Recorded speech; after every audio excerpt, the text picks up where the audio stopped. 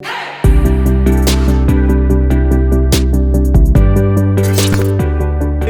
hello, welcome back finally. Oh, 8 months later, we are finally here. We had obviously the Champions League that just happened, the semifinals, and I don't know. Did you watch any of the games? Oh yeah, we watched it together actually. We did. right. I've never been more shook in my life. This is every year the Champions League keeps delivering, right? Keeps delivering. The same every season we say this Champions League is crazy. Next season we say the same thing. Next season we say the same thing. No, I agree. Like there's no limit. It keeps getting more and more and more unpredictable. And I think this one, I don't know if we could call it a surprise, but on both legs for Manchester City, Paris, we only saw PSG being kind of dominant for one half. And I think for the last 45 minutes of that first leg and then the second leg, I mean, we saw nothing. Absolutely nothing. And That is true. I don't know what you think. Do you think they can maybe turn it around at one point? Can they actually get to that dominant kind of side? Because they knocked out Barcelona, they knocked out Bayern Munich, and then they face City, and it's like they kind of shat on themselves, you know? They People thought it was going to be PSG's year just because they beat Bayern. But Guardiola said, nah, he's coming for the throne. He's coming. Honestly, PSG, I think they did their best. They definitely could have been better, but I just think they met a better team in Manchester City. That's about it. Yeah, City is just has just too much. Is just too much right now for all teams. In every position. If you look at the players in each position, City are miles ahead of Paris Saint-Germain. Yeah. Well, in terms of not only the 11, right, but also the reserves. Not only the 11, but exactly, and the reserves as well. And PSG is basically just Neymar, Mbappe, and co. Yeah. Right? City are a team, a proper team from front to back to the bench to the reserves to the academy players. So even you look at the youngsters City are recruiting right now, phenomenal players from Brazil. 17, 16 years old, from Colombia. They're getting, they're building for the future, right? Their recruitment is spot on. They don't make mistakes with things like these. Yeah, I think what they're doing is comparable to what Bayern Munich is doing. Because Bayern, if you look at statistics, they have been dominant for the past decade. They've been extremely good with transfers. They've been to the Champions League semifinal, I think, 6 times. Or 7 times, every year as well. 4 finals, 2 wins, and City I think is really getting to that spot right now with getting this team that can last for a decade with smart transfers, maybe loans in the future. But right now you can change anyone in that team, like the bench going on the 11. It's the same, right? Yeah, but the thing with Bayern as well is every single year for the last 30 years. Bayern have not posted a loss in revenue.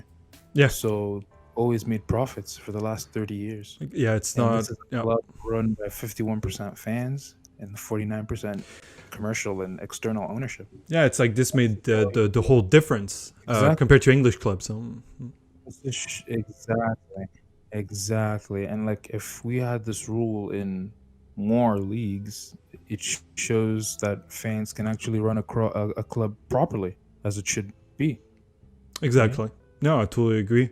And so now looking at that game against Paris, I think it was the logical outcome in a way, despite the first 45 minutes of the first leg being a little strange. But, yes, you saw for the rest. Bayern team, that the first leg alone, Bayern blows PSG out of the water. Yeah, so yeah, that too. Tie, literally. So not surprising. Again, Mbappe once more. I think a little bit nowhere to be seen. We can agree on that. Second leg, he wasn't even available. Neymar is a great player overall, but again, the rest of the team is its limit. It's just they're so limited in everything. You needed a miracle to actually get through. especially with the team so dominant. I mean, they're good at passing. City, they're good at pressuring. They're good in counterattacks. They're good at setting actually a proper attack well on the other half. They can do pretty much everything.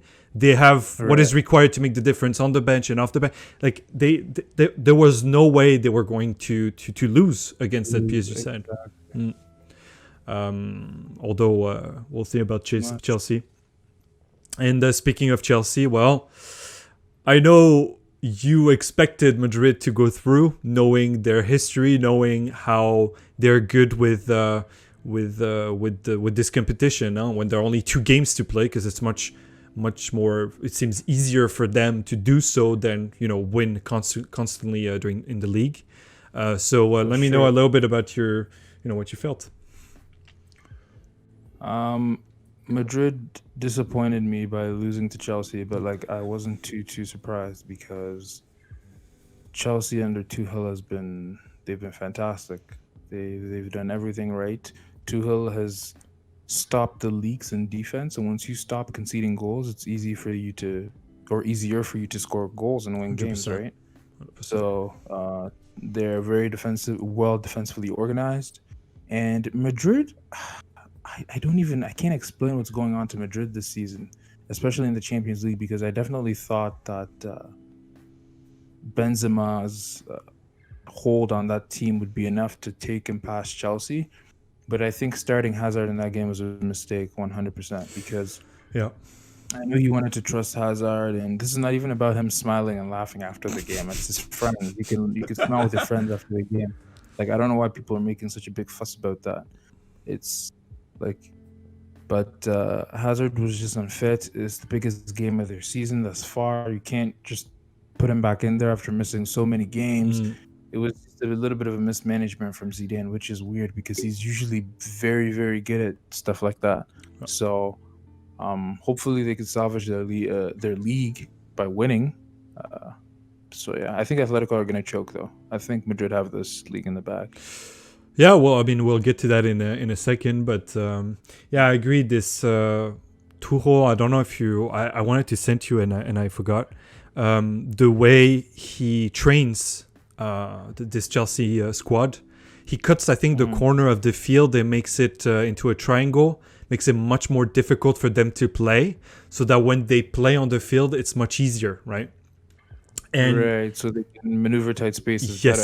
Yes. And I was like, man, this guy. And I wonder if now the PSG team, because they're all thugs there, they couldn't get that into their brains and play because it was too complicated.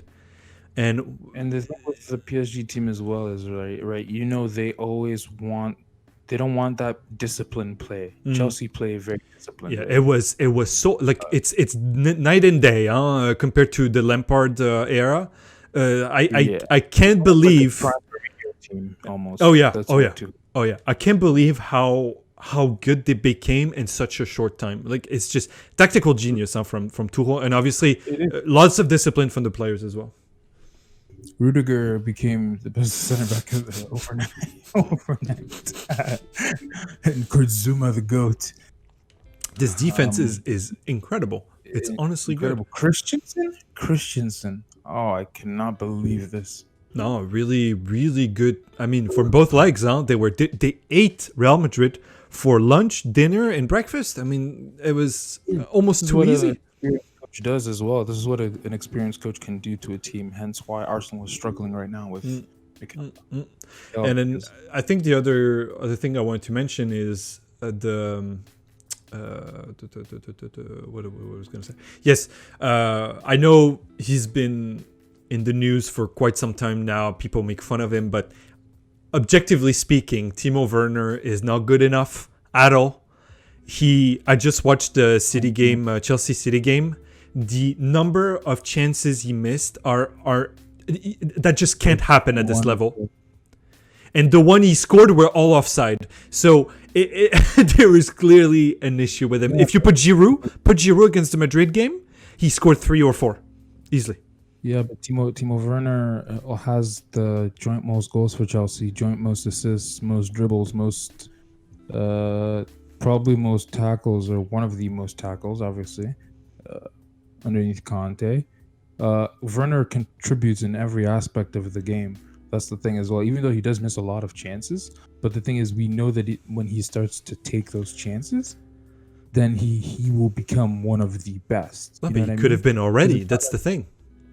Yeah, but when people are not reaching their potential, but you can clearly see that there's a potential, it kind of shows that there's hope that when they hit that potential, they can go to another level. You know what I mean? It's not like he's blasting the ball over the net No, too. It's like obviously. just little misses here and there. Exactly.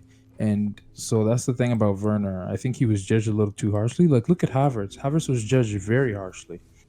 And now, even though he's not really scoring a lot, but he's still doing his role in the team. Yes. You know what I mean? Yes. So that's the thing as well. So maybe Giroud would have scored if Werner missed, but Werner sometimes plays on the wing as well. You can't put Giroud on the wing. Oh, you're totally right about that. It's just that my how I see this is my hindsight on this is that when you miss so much, then it bites you in the butt. And there were so many moments during that game where Madrid could have scored like very easily, just because he missed that chance. It's just those moments when you have to score. I don't find him. Yes, he scored in the end, but how many chances do you need? And he needs so many. So of course it's gonna take time. I totally agree with that. It's just that in those key moments, this can go sideways and they can concede and then lose the game because of those kind of moments. They count on him to finish it. But that's where, right. I was gonna say that's where Chelsea have luck because Lots of luck. They luck in the sense where even though Werner misses 21 chances, their defense is good enough to soak in the pressure of 100%. 100%. It's great chance for them, honestly.